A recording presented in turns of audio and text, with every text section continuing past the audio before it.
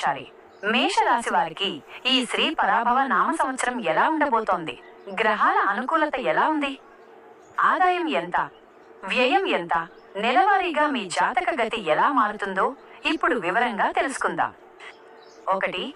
ఆదాయ వ్యయ పట్టిక. కందాయ ఫలాలు. మేషరాశి వారికి ఈ సంవత్సరం ఆర్థికంగా అద్భుతమైన యోగం ఉంది. ఆదాయం 11, చాలా ఎక్కువ. వ్యయం 0.5, తక్కువ. రాజపూజ్యం 0.2, అవమానం 0.4. విశ్లేషణ. ఈ ఏడాది మీరు పెట్టే ప్రతి రూపాయికి రెట్టింపు లాభం వచ్చే అవకాశం ఉంది. అప్పుల బాధల నుండి విముక్తి లభిస్తుంది.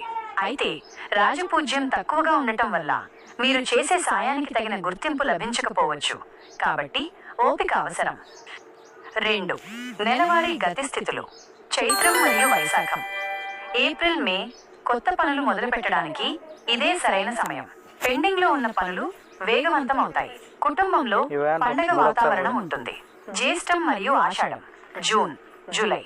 వృత్తి, ఉద్యోగాల్లో ఒత్తిడి పెరిగినా మీ తెలివితేటలతో అధిగమిస్తారు. వాహనాలు నడిపేటప్పుడు జాగ్రత్త అవసరం. శ్రావణం మరియు భాద్రపదం.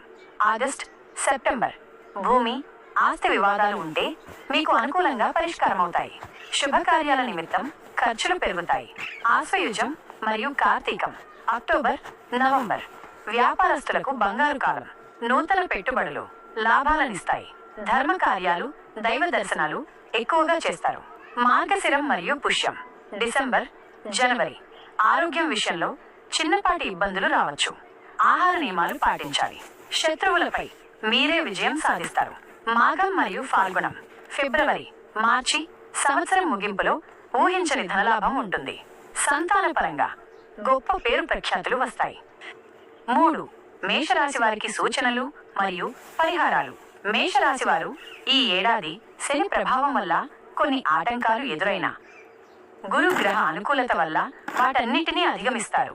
పరిహారం: ప్రతి మంగళవారం సుబ్రహ్మణ్య స్వామిని పూజించడం లేదా మన వీరబ్రహ్మేంద్ర స్వామి ఆరాధన చేయడం వల్ల సకల దోషాలు తొలగి శుభం కలుగుతుంది.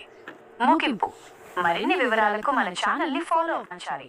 మేషరాశి వారికి ఈ